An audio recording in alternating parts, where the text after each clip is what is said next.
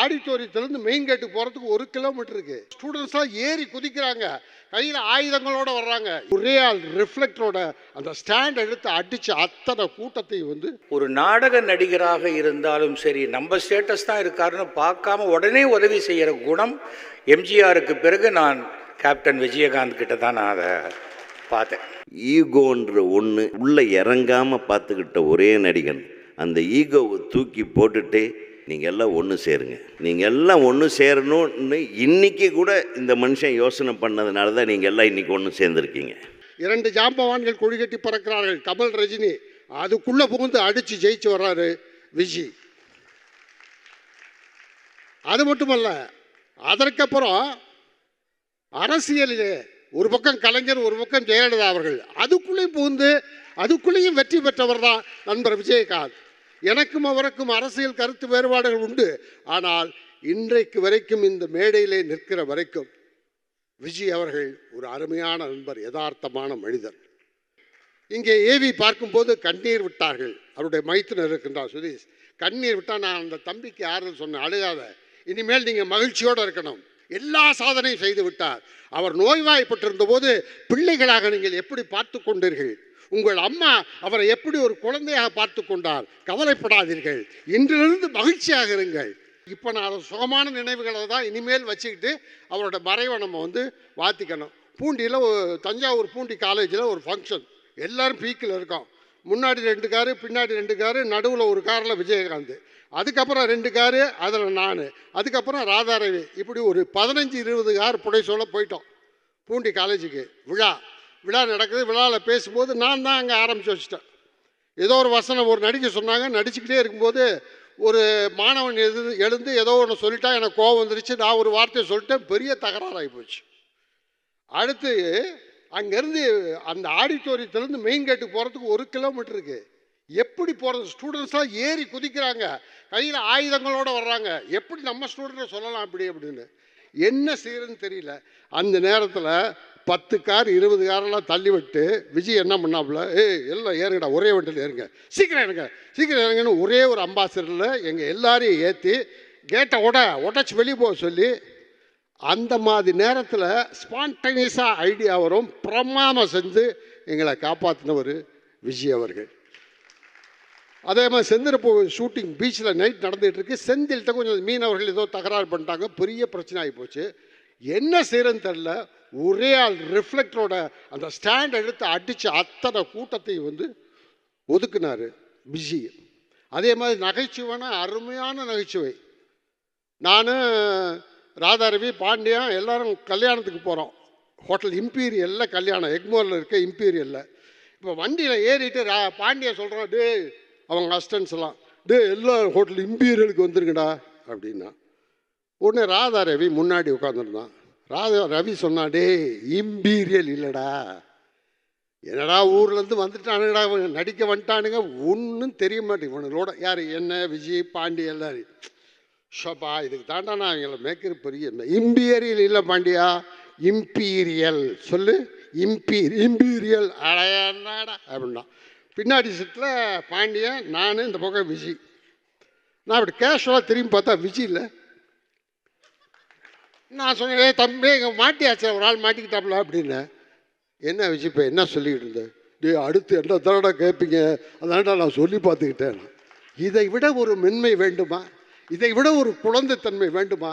இதையெல்லாம் நினச்சிட்டு சந்தோஷப்படுவான். சாதிச்சிட்டாரு, பொது வாழ்க்கையில் சாதிச்சிட்டாரு, திரைத்துறையில் சாதிச்சிட்டாரு, அரசியலில் சாதிச்சிட்டாரு. இன்னைக்கு இங்கே இருக்கிற, உண்மையிலே நான் சொல்கிறேன், இங்கே இருக்க அத்தனை பேரும் உணர்வுபூர்வமாக, யாருமே போலித்தனமாக இங்கே வந்து நிற்கவில்லை. உணர்வுபூர்வமாக விஜயகாந்துக்கு மரியாதை நடிகர் சங்கம் செலுத்தி கொண்டிருக்கிறது. ஆகவே அந்த அன்பு பிள்ளைகளுக்கு சொல்கிறேன், மைத்துனருக்கு சொல்கிறேன், வீட்டில் தங்கச்சிக்கு சொல்லிடுங்க, மகிழ்ச்சியாக இருப்போம், எல்லாத்தையும் சாதிச்சிட்டாரு. இனிமேல் அவருடைய மகிழ்ச்சியான நினைவுகளை அசை போட்டுக்கொண்டு உங்கள் வாழ்க்கையில் நீங்கள் வெற்றியை நோக்கி செல்லுங்கள். விஜயகாந்தின் புகழ் வாழ்க. நன்றி, வணக்கம். அரசியலுக்கு இவ்வளோ நல்லவராக இருக்கக்கூடாதுங்கிறதுக்கு விஜயகாந்த் ஒரு உதாரணம். தைரியசாலிங்கிறது எப்படின்னா, ஆட்சி இல்லாத பொழுது கலைஞருக்கு மிகப்பெரிய விழா எடுத்து ஆட்சிக்கு நம்மக்கிட்ட நம்ம மேலே ஒரு கோபம் வரும்னு தெரிஞ்சால் கூட அதை பற்றி கவலைப்படாமல் விழா எடுத்து காமித்தவர் விஜயகாந்த். அது வந்து தனக்கு பிடிச்சதா செய்யணுமா செஞ்சு காமிச்சவர் விஜயகாந்த். ஒரு நாளைக்கு சுமார் 100 இல்லை 200 பேர் குறைஞ்சபட்சம் சாப்பிடுவாங்க. அவர் இத்தனை நாள் போட்ட சாப்பாடு அவங்களுடைய சந்ததி எல்லாரையுமே வாழ்க்கையில் மிக சிறப்பாக காப்பாற்றும். சினிமாவில் பேர் புகழ் விஜயகாந்துக்கும் சரி, சிவாஜி, எம்ஜிஆர் யாருக்குமே இறப்பு கிடையாது. சினிமாவில் நடிக்கிறவங்க யாருக்கும் இறப்பு கிடையாது. ஏனென்றால் அவர்கள் வீட்டு தொலைக்காட்சியில் போனால் வாழ்ந்து கொண்டிருப்பார்கள், சினிமா தேட்டரில் போனால் வாழ்ந்து கொண்டிருப்பார்கள். எல்லாருக்குமே அது ஒரு பெரிய கிஃப்ட்டு. எல்லாத்தையும் தாண்டி ஒரு விஷயம் விஜயகாந்த் கிட்ட என்னன்னு சொன்னால், ஒரு கஷ்டம் அப்படின்னா ஒரு நாடக நடிகராக இருந்தாலும் சரி, நம்ம ஸ்டேட்டஸ் தான் இருக்காருன்னு பார்க்காம உடனே உதவி செய்கிற குணம் எம்ஜிஆருக்கு பிறகு நான் கேப்டன் விஜயகாந்த் கிட்ட தான் நான் அதை பார்த்தேன். இந்த கேப்டன்கிற அடைமொழி இனிமேல் தமிழ் சினிமா இருக்கிற வரைக்கும் வேறு யாருக்குமே அது வைக்க முடியாத அளவுக்கு அந்த இடத்தை விஜயகாந்த் வந்து ஃபிக்ஸ் பண்ணிட்டார். ஏன்னா அந்த ரசிகர் மன்றம் மாறும்பொழுது அந்த அடைமொழியோடு சேர்த்து மாறிக்கிட்டே வரும், ஜென்ரேஷன் மாறும்போது. ஆனால் விஜயகாந்துக்கு அப்படி அல்ல. அவர் தன்னுடைய அது வந்து ஃபைட்டு பண்ணணுன்னா அவருக்கு ஷோல்டர் இறங்கிடும். அந்த ஷோல்டரை அப்படி திருப்பி பண்ணிக்கிட்டு பண்ணும்போது அதனால் அட்ஜஸ்ட் பண்ணி காலாலேயே கிக் பண்ணுற விஷயத்தை எடுத்துகிட்டு அது பாட்டுக்கு பண்ண ஆரம்பிச்சவர் அவர். அது ஒரு பெரிய விஷயம், சாதாரணமான ஒரு விஷயம். சினிமாவில் நல்லவர்கள் நல்லவைகள் அப்படின்னு எடுத்து பார்க்கும்போது அந்த லிஸ்ட்டில் விஜயகாந்த் என்றைக்குமே அந்த ஃபஸ்ட்டு இடத்துல இருப்பார். இன்றைக்கி நடிகர் சங்கம் சிறப்பாக இயங்கிக் கொண்டிருக்கின்றது. இந்த நடிகர் சங்கத்தினுடைய கடனை அடைத்தவர் விஜயகாந்த் அவர்கள் தான். ஃபஸ்ட்டு கேப்டன் விஜயகாந்த் அவர். இன்றைக்கி அந்த நிலம் மீட்கப்பட்டு அடுத்த செட் ஆஃப் யங்ஸ்டர்ஸ் வந்திருக்காங்க, பண்ணுறாங்க, சிறப்பாக பண்ணுவாங்கன்னா அதுக்கு விஜயகாந்த் அவர்களுடைய ஆசீர்வாதம் என்றைக்குமே உண்டு.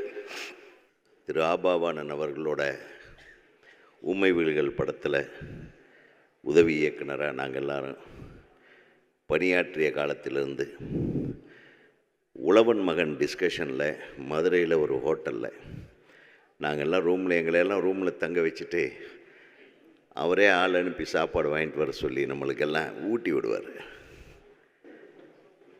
இது சாப்பிடு, இது வந்து அந்த தோசையில் ஏதோ எலும்பெல்லாம் போட்டு ஒரு தோசை பண்ணுவாங்க கோனார் மெஸ்ஸில், மதுரையில் ரொம்ப ஃபேமஸ். அது நல்லி தோசையா, அதை ஊட்டி. அப்போ நான் ஒல்லியாக இருப்பேன், திரைப்பட கல்லூரியில் படிச்சுட்டு ஜஸ்ட் வெளியே வந்த டைம். அது ஊட்டி, இது சாப்பிடு உதயா, நல்லா நல்லா உடம்பு நல்லா வரும் பாரு, என்ன பாரு அப்படின்னு சொல்லி காட்டுவார். அப்புறம் ராத்திரியெல்லாம் டிஸ்கஷன் பண்ணிவிட்டு நான் படுத்து தூங்கிடுவேன். கொஞ்சம் நேரம் கழித்து பார்த்தேன் என் பக்கத்தில் இவரும் தூங்கிட்டு இருப்பார். ஒரு உதவி இயக்குனர்னு பார்க்காம ஒரு சாதாரண அவங்க ஆஃபீஸ் பாயின்னு கூட பார்க்காம எல்லாரும் ஒன்றா படுத்து தூங்குகிற ஒரு குணம் படைத்த ஒரே ஒரு மனிதர். நான் முதல் படம் அவரை வச்சு பண்ணலை, பட் நம்ம ஃபிலிம் இன்ஸ்டியூட் யூனிட் கூடவே நம்ம அவர் கூட பழகினார். முதல் படம் எனக்கு பிரபு சார் கூட பண்ணேன். அந்த படம் முடிகிறதுக்கு முன்னாடி நம்மளுக்கு கல்யாணம் ஃபிக்ஸ் ஆகிடுச்சு. நான் ரிலீஸ் ஆன கடைசியில் தான் கல்யாணம்னு சொன்னதுனால கொஞ்சம் டிலே ஆச்சு கல்யாணம். அப்புறம் வேறு வழியே இல்லை, நம்மளது சென்சாரில் மாட்டிக்கிட்டு கல்யாண தேதி முதல்ல வந்துடுச்சு. கையில் காசே கிடையாது, வெறும் 2500 பாக்கெட்டில் போட்டு தாலி கட்டுறதுக்கு ஊருக்கு போயிட்டுருக்கேன். விஜயகாந்த் சார் எங்கடா உதவி கல்யாணம், இன்விடேஷன் கூட கொடுக்கல, அவன் ஃப்ரெண்டு கொண்டாந்து கொடுக்குறான் அப்படின்னு. எனக்கு இன்விடேஷன் கொடுக்குறதுக்கு கூட டென்ஷன். சென்சார் சர்டிஃபிகேட் 17ஆம் தேதி வாங்குகிறேன், 20ஆம் தேதி எங்கள் வீட்டில் சாமி கும்பிடணும், 21ஆம் தேதி கல்யாணம் பண்ணைப்புறத்தில். நம்ப மாட்டீங்க, நான் விஜயகாந்த் சாரை பார்த்து இன்வைட்டே பண்ணல. நம்ம உதவிக்கு கையில் காசு இல்லாமல் போகிறானே, முதல் படம் ரிலீஸுக்கு முன்னாடி இப்ராஹிம் ஒரு 4 காரு டிரைவரோடு சேர்த்து அனுப்பி விட்றா அப்படின்னு பண்ணைப்புறத்தில் என்னுடைய உறவினர்களை எல்லாத்தையும் அழைத்து வந்தது அவர் கார் தான். கிட்டத்தட்ட ஒரு 4-5 நாள் என் கல்யாணம் முடித்து நான் சொல்கிற வரையில் அந்த கார்கள் அங்கேருந்து கிளம்பக்கூடாதுன்னு அவர் உத்தரவு போட்டிருந்தார். 21ஆம் தேதி கல்யாணம் முடித்து 24ஆம் தேதி ரிசப்ஷன். 26ஆம் தேதி ரிலீஸ். அதுக்கப்புறம் தான் என்னுடைய தலையெழுத்தே தெரிய போகுது. இதோ தயாரிப்பாளர் உட்கார்ந்துட்டுருக்காரு சிவஸ்ரீ சீனு. 24ஆம் தேதி ரிசப்ஷனில் பார்த்தா முதல் சீட்டில் வந்து முதல் வரிசையில் அவர் உட்கார்ந்துட்டார். நான் ஒரு பெரிய டைரக்டர்லாம் கிடையாது, சாதாரண அசிஸ்டன்ட் டைரக்டர்.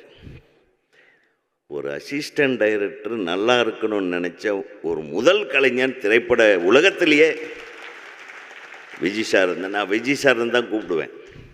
எல்லாரும் இப்போ பேசுனாங்க, அவர் இவ்வளோ பண்ணியிருக்காரு, இவ்வளோ அவர் பண்ணியிருக்காரு. இது எல்லாத்தையும் விட எல்லா நடிகர்களுக்கும் ஒரு முக்கியமான ஒரு விஷயத்தை அவர் சொல்லிட்டு போயிருக்கார். தயவுப்படி நான் அதிக பிரசங்கித்தனமாக பேசுகிறேன்னு நினைக்க வேண்டாம். ஒரு டிரைவர் கூட யோ வண்டி ஏன் இப்படி ஓட்டுறேன்னு சொன்னால், யோ நான் எவ்வளோ வருஷம் டிரைவர் தெரியுமா அப்படின்னா அந்த டிரைவருக்கு உண்டான ஈகோவை காட்டுவான். ஒரு அசிஸ்டண்ட்டு கூட ஈகோவை காட்டுவான். ஒரு சாதாரண வேலைக்காரர் எந்த வேலையாக இருந்தாலும் சரி அவனுக்கு உண்டான ஈகோவை காட்டுவான். ஆனால் ஒரு மனுஷன் எந்த விதமான ஈகோவும் தான் ஹீரோன்ற ஈகோவே இல்லாமல் வாழ்ந்த ஒரே ஆள் விஜயகாந்த் சார் தான். கொஞ்சம் கூட ஈகோ இல்லைங்க.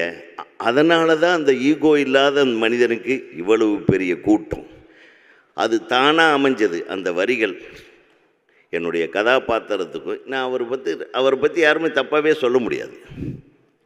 முத்துராமன் சார் சொன்னார், ஒரு மனிதனை பற்றி எப்போ தப்பாகவே சொல்ல முடியாது. அந்த மாதிரி ஒரு கேரக்டர் யாருன்னா அது விஜயகாந்த் சார் தான். கலங்கும்போது சேரு, அது தெளியும் போது நீருன்னு எழுதினேன். இளையராஜாவை கூப்பிட்டு என்னையா இது வரி, இது திருக்குறள் மாதிரி இருக்குன்னார். உண்மையாகவே விஜயகாந்த் அப்படித்தான். அவர் பார்க்குறதுக்கு கரடு முரடாக இருப்பார், ஆனால் அவர் முகத்தை பாருங்க, ஒரு கருப்பாக இருந்தாலும் இப்படி கலையான ஒரு முகம் எந்த நடிகனுக்குமே கிடையாது. உண்மையில் சொல்ல, அது சிரிச்சா போதும். சின்ன கவுண்டரில் அவர் சிரிக்கிறதுக்குன்னே ஒரு சீன் வச்சேன். ஏன் சிரிக்கிறேன்னு தெரியாமையே சிரிங்க கேப்டன்ட்டு விஜய் சார்னு. அப்போ கேப்டன் ஆகலை அவர் ஏன் சிரிக்கிறேன்னு தெரியாமையே சிரித்தார். அந்த படம், அந்த சீன் மிகப்பெரிய ஹிட் அந்த சீனு. ஸோ மற்றவங்களெல்லாம் சாப்பிட வைக்கிறது மட்டும் இல்லை, ஈகோன்ற ஒன்று தன் உள்ளே இறங்காமல் பார்த்துக்கிட்ட ஒரே நடிகன். அந்த ஈகோவை தூக்கி போட்டுட்டு நீங்கள் எல்லாம் ஒன்று சேருங்க. நான் குறிப்பாக சொல்கிறது, ஏன்னா இன்றைக்கி நடிகர் சங்கமும் தயாரிப்பாளர் சங்கமும் ஸ்ட்ராங்காக இருந்தால் தான் சினிமா ஸ்ட்ராங்காக இருக்கும். நீங்கள் எல்லாம் ஒன்று சேரணும்னு இன்றைக்கி கூட இந்த மனுஷன் யோசனை பண்ணதுனால தான் நீங்கள் எல்லாம் இன்றைக்கி ஒன்று சேர்ந்துருக்கீங்க. இன்றைக்கி கூட உங்களுடைய ஒற்றுமை இவரை சார்ந்து தான் இருக்கிறது என்பதற்கு நான் தலை வணங்குகிறேன். நான் மிகவும் மிகவும் சந்தோஷப்படுகிறேன். ஏன்னா ஒரு ஆன்மா உங்களை மீண்டும் ஒன்று சேர்க்க துடிக்கிறது என்பதை மட்டும் உணர்ந்து கொள்ளுங்கள். நாங்கள் எல்லாம் உங்கள் கூட இருப்போம். நம்ம சினிமாவை பார்ப்போம். ஆனால் எத்தனை சினிமாக்காரர்கள் இருந்தாலும் மனித நேயத்தோடு நீங்கள் இருங்கள், என்னை போல இருங்கள் என்று அண்ணன் விஜயகாந்த் அவர்கள் சொன்னதை மட்டும் நாம் நிறைவேற்றுவோம்.